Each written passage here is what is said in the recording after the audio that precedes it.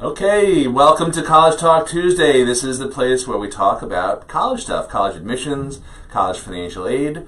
I'm Andy Lockwood. I'm Pearl Lockwood. She is. And today we have a good show for you. We're going to talk about a few different things. One, I'm going to give a little bit of a case study on how our clients improved their odds of getting into college.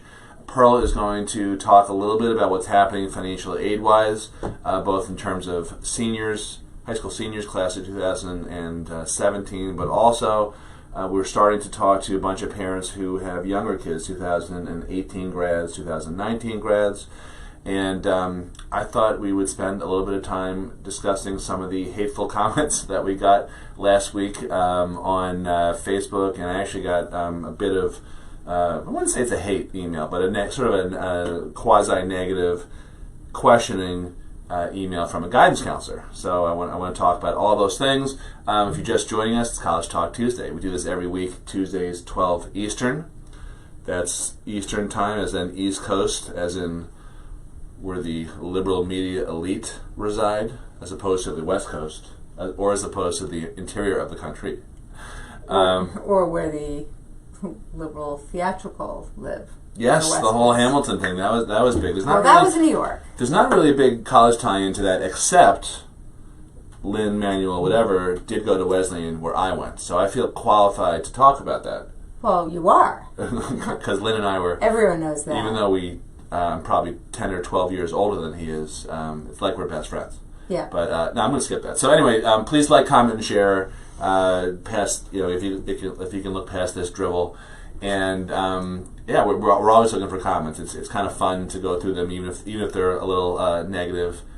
Just gives us some I guess feedback that at least people are paying attention. So that's pretty cool. And we're not afraid to be introspective over here.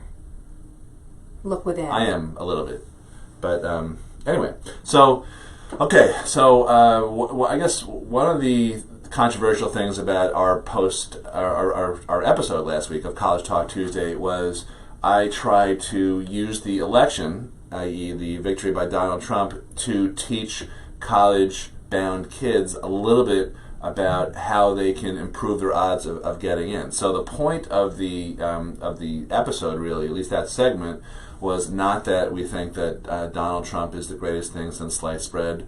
I absolutely have no problem disclosing that I voted for him, but it was more of a hold my nose vote, and had a very lively discussion with my mom today about that. so who did not vote for him? And anyway, but it wasn't really.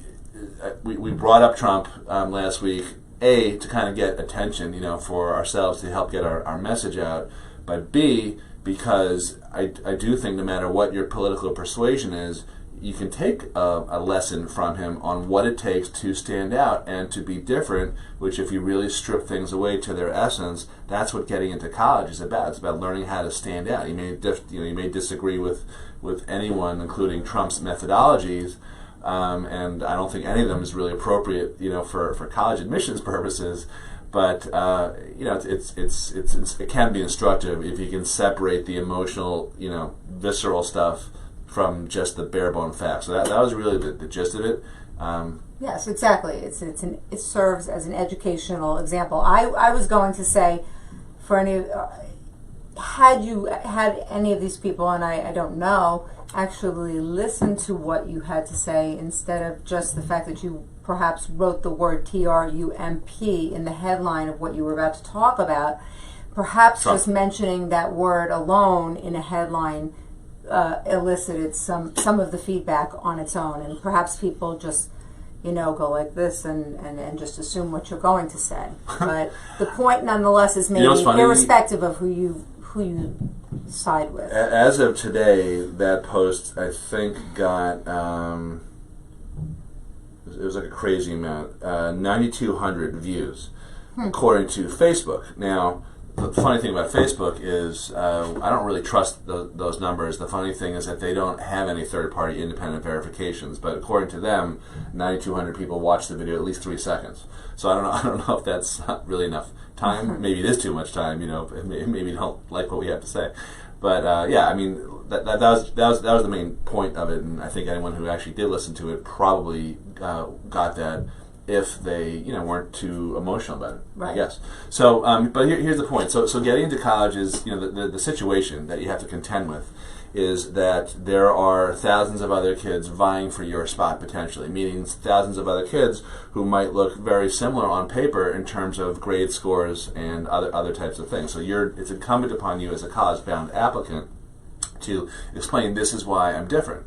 And some people, most people I would say, are really not that comfortable and don't have the thick skin or whatever to put themselves out there in a way that people like Trump, or for that matter, Howard Stern, or certain musical celebrities, or the Angelina Jolies of the world, or right. You name it, Rush or Limbaugh, the Eleanor Roosevelts, or whomever. Yeah. is right, throwing themselves into into the arena, like Teddy Roosevelt, actually. I think. So. So you don't have to do it that way. I mean, that's a secondary point. I want to talk to you about this case study that I promised at the beginning of the show, which is that we have clients who are twins, and they are. I'm not going to say their names because they're actually seniors right now. And for the longest amount of time, when I started working with them, probably at the beginning of their junior year or the end of their sophomore year, I'm not exactly sure. They're very. I guess what's the right word? Very introverted, and like the opposite. So if Donald Trump on a scale of 1 to 10 is like an 11 in terms of his willingness to thrust himself out there, these guys are like a -1.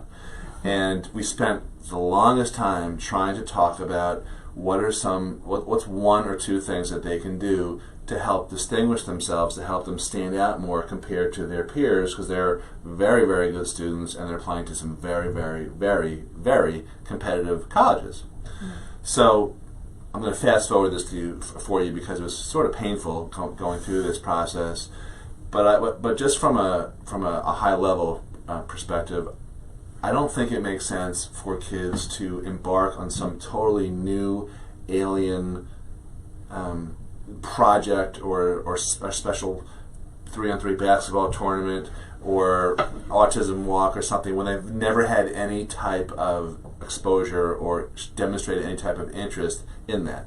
What I do prefer is when kids take something that they're very interested in and plus it or accentuate it. So that was the theme with these guys. So ultimately, what we ended up doing was they had an opportunity to teach about robotics to their younger peers at the middle school.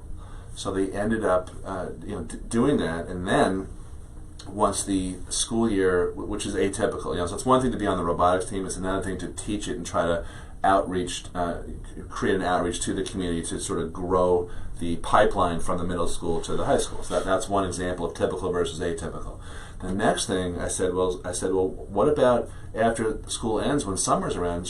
Aren't some of those kids going to still be interested in robotics? Doesn't it seem like it's sort of an artificial, kind of line in the sand that they can't cross anymore and they have to wait till next year? Right. And they agreed. I said, well, why don't we try to get permission to teach for money who's that someone calling you? Is that Kellyanne Connolly? Yes. Okay. Why don't we try to get you guys permission to be able to charge for a class over the summer, and maybe you donate the proceeds to the robotics club or something like that. So a few days later, to their credit, they implemented that idea.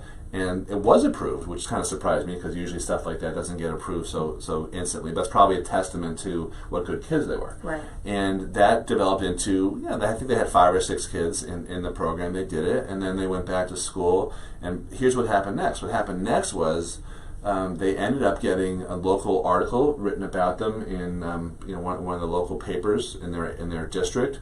And then on top of that, they ended up getting on local cable about it. So now, if they went from I have no idea what we can do and we're kind of introverted to a type of thing that is documentable and easy to provide by way of additional information to the colleges that they applied to. So we sent a YouTube link and a copy of the article and all that. So that's the type of thing that I think is instructive in terms of, even if you're not the most gregarious, shameless, self-promotional type of person. There's always something that you can do to improve your chances of standing out and getting noticed for the right reasons. Okay, so that's what I meant.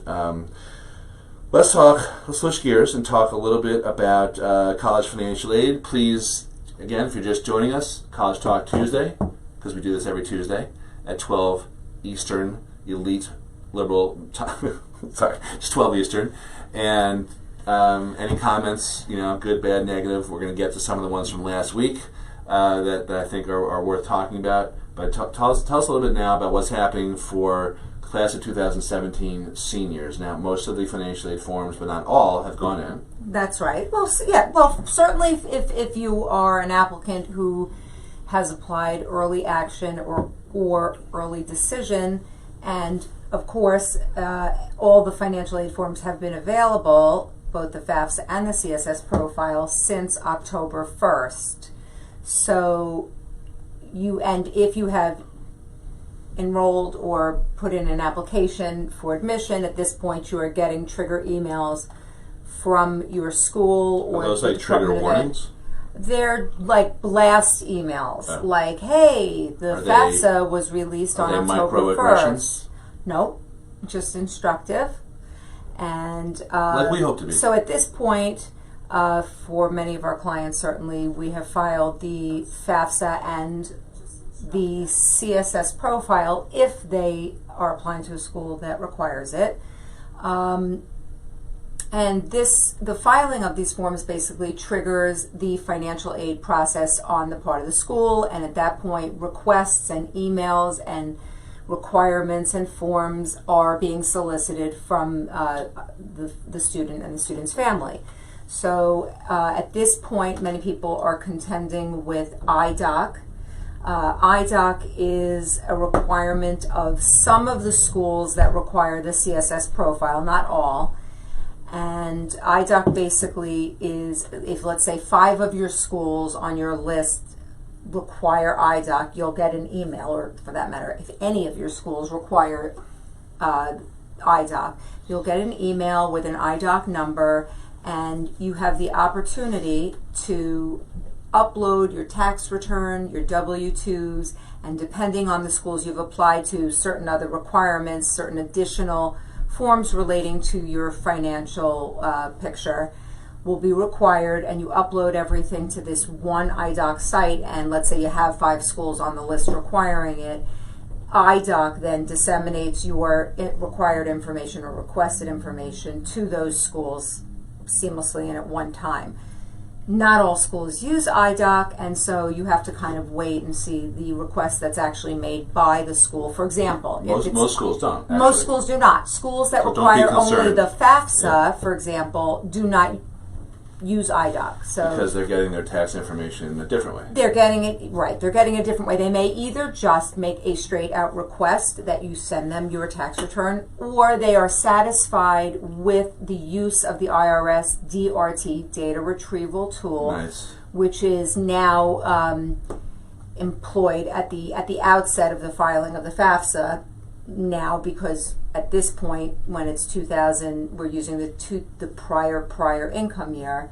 Most people Meaning? have already, meaning for right now, our current 2017 high school graduates are to use the 2015 income tax for your income information as the base year for both the FAFSA and the CSS profile.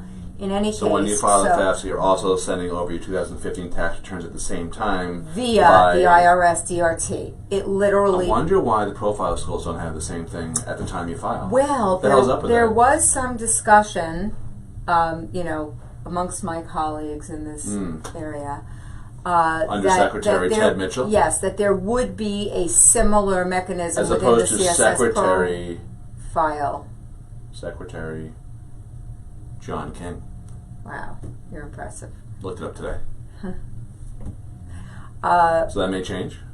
That may change. I thought it was a change we could have seen this year because it was something I had heard discussion about last year, about there being some kind of mechanism within the CSS profile where you can pull in your actual tax info. However, and nonetheless... You know what's interesting about that? Nothing. I know. However, and nonetheless, remember, any school that is getting a CSS profile is also reading it in conjunction with the FAFSA that's also required at that school. So they will have your actual tax information. And if they don't, because you haven't completed it yet, you'll get incessant emails until you do. Right. Yeah, there's a lot of emailing going back and forth, well, going one way from the FAFSA and the colleges. Hey, we didn't get this, we didn't get that. Usually they did get it. But, Yes. But instead of being alarmed, call the this is school. another big issue that's been plaguing me. Yeah. And- Hold on a and- second. Let me just do a shout out. You Okay. just compose yourself. I'll So, hello to Rosemary Whistler. Nice to see you. Nice to have you join us.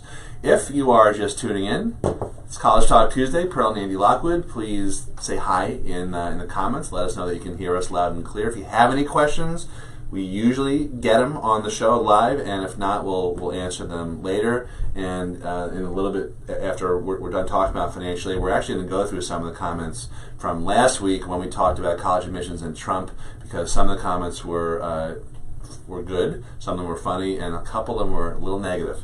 Yeah. So I'd like to sample one from each category. Okay, go ahead. So let's talk about some of these crazy emails. Oh, go ahead.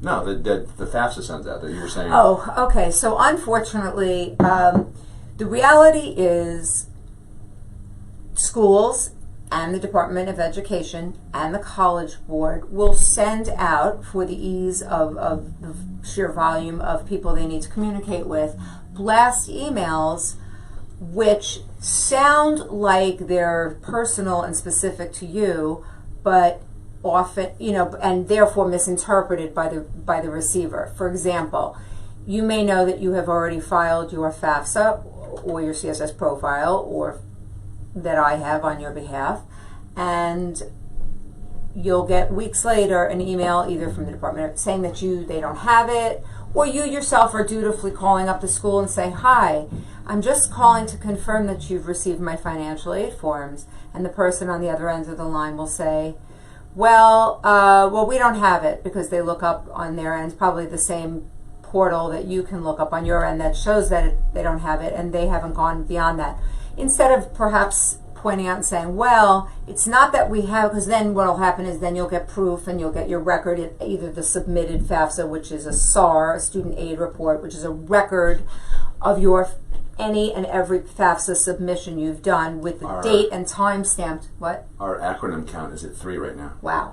FAFSA, Yes. SAR, SAR. and you had one more before. Trump? No. No. Oh, not an acronym. Yeah, I don't know. I can't remember. Okay, go ahead. Sorry. SAR gives SAR. all your information. Does SAR give the... IRCRT. Ooh, that's it. Nice. I know. Does the SAR give your EFC? It does. Nice. The SAR gives your EFC, which is your expected family contribution. It gives your submitted... Which means how much the government expects you to be able to pay. By the way, For 1 year of college. I was on a call this morning with a client who couldn't find it on his SAR, so of course I just referred him to you. But I think, is it on the upper right? It's I on can picture it. It's kind of on the upper middle left. Okay. But on the upper right is the time and the date of this particular submission. So you always have a record of it. So if you do get faulty information from a financial aid office at a particular school, don't freak out. Don't fret. You have a record of it. It'll come to pass. Unfortunately, you should not panic. Should they protest? You should not protest. Should they break windshields? Probably not. Okay. No. You covered everything. Unless you're trapped in a car and at the bottom. Okay. So, Sometimes I feel that way. The college process is like that. I know. It's a rocky year. It's rigged. Anyway. One big microaggression. Which I So think just would make it a before you macroaggression. panic, folks, you can sure dutifully reach out to the financial aid office at a particular school, and you can say, "Hi, I'm following up to see if you've received my financial aid forms," and just be prepared. You may get any number of answers, including yes, which is great. Right. Does yes mean yes? No, which may or may not mean anything, especially if you have a submitted record of your submission, and or with the CSS profile, if you've clicked on the acknowledgement when it says, click admissions application status, and you can click on acknowledgement and get the actual printout of your CSS profile as well, and all the schools you've submitted it to. Just understand that schools do not receive and update the information in their portals with their administration, with whoever works for them, etc., in real time. Thankfully, we have these backups, these receipts. Okay. And for anyone who is younger, meaning has a kid who's in 2018 graduate or 2019 graduate, this is really the time that we're starting to have a lot of conversations with families about planning, about in terms of whether they can improve their eligibility by moving money around from one place to another, about choosing schools, about looking at majors and careers and things like that. So if that is something that is of interest to you, absolutely feel free to reach out to us on the comments right here on this page, and also just look out for our webinars. We're going to do one more webinar in December.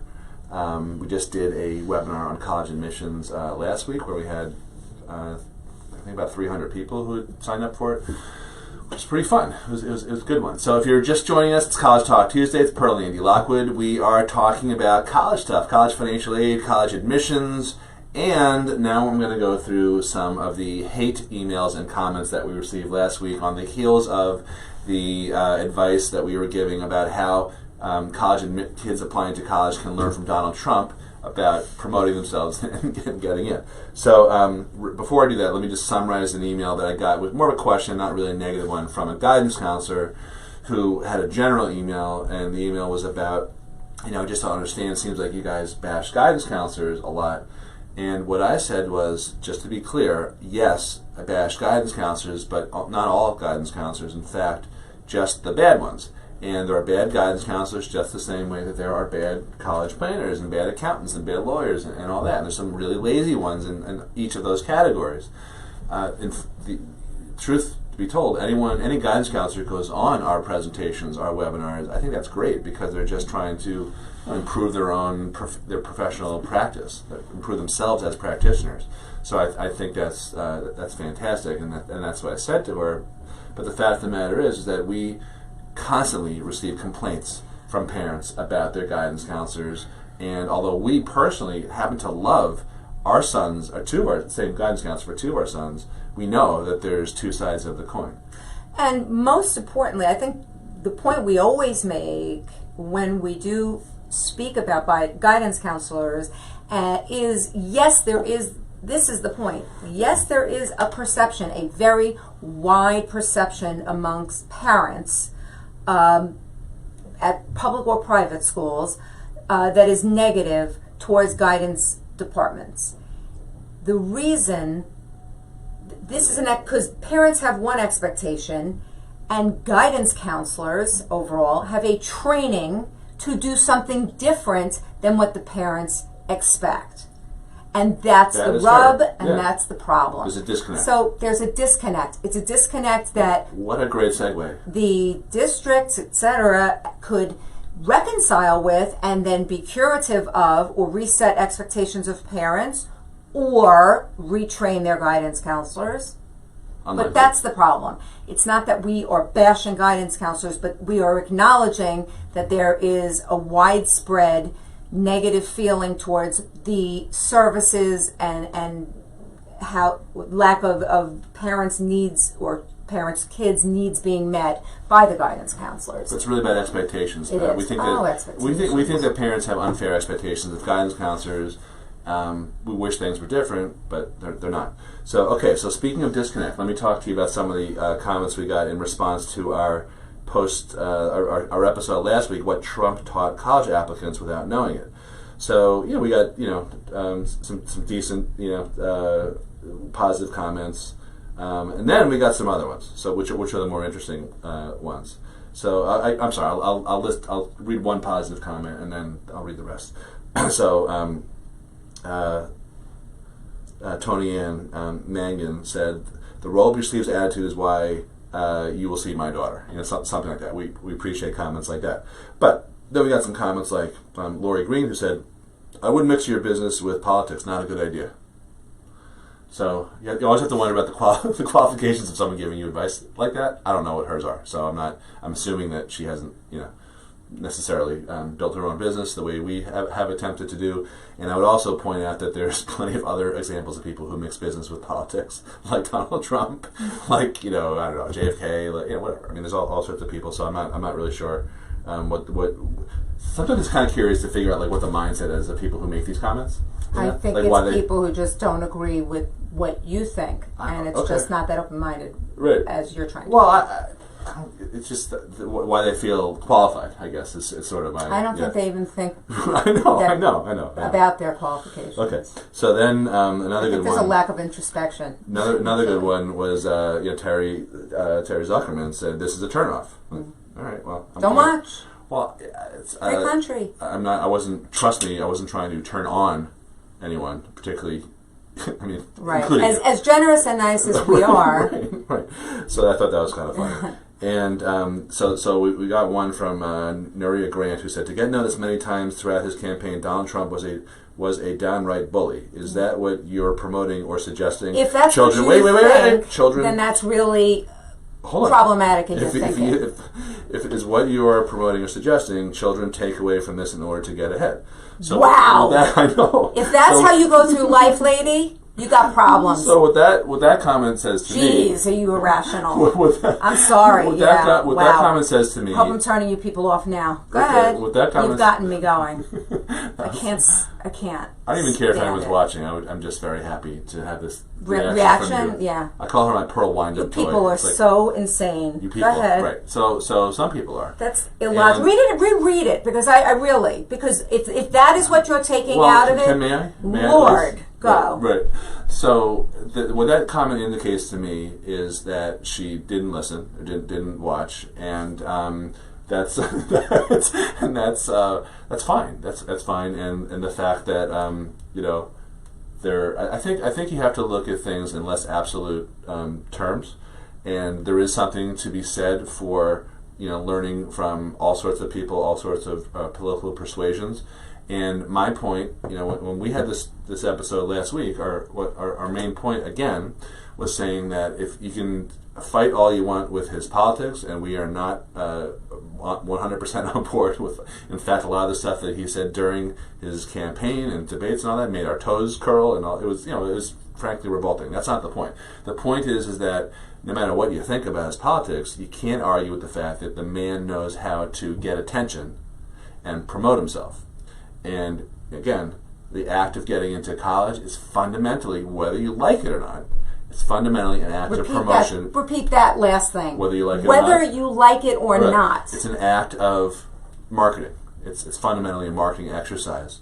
So that was really the point. We're not. I don't think bullying would work. I'm pretty sure that most admissions officers would not like that. In fact, I think espousing any of his beliefs would probably not help you get in, because 96% of college professors vote one way, and it's not the Trump way. I'm sorry, so definitely don't read into it that way. But if you can choose to listen to us or not. If you want to bastardize what he actually said and try to glean something that suits your angry agenda, and try to go on that path, then that's a very disturbed way of looking at things, and therein lies the problem in the world we're having, because people are just going crazy like that.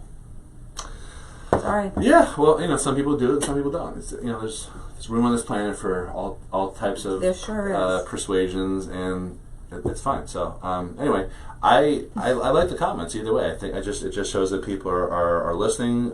We're able to get attention the way that and you're evolved enough to consider all.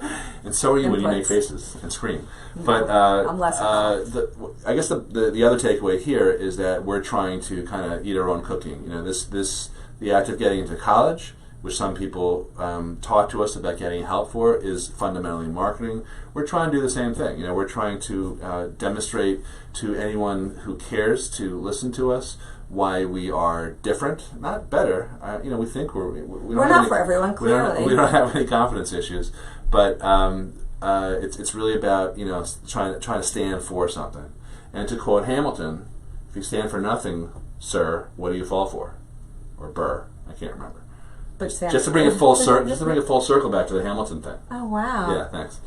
So yeah, Keep it so classy. that's it's not obvious classy or not. I think it's just I think it's very interesting. Yeah, it is. All this stuff is very interesting. Yep. If you take a step A lot back. of lessons here to be learned for everybody in all Including ways. us. Yeah, of including course. us. Yeah, okay.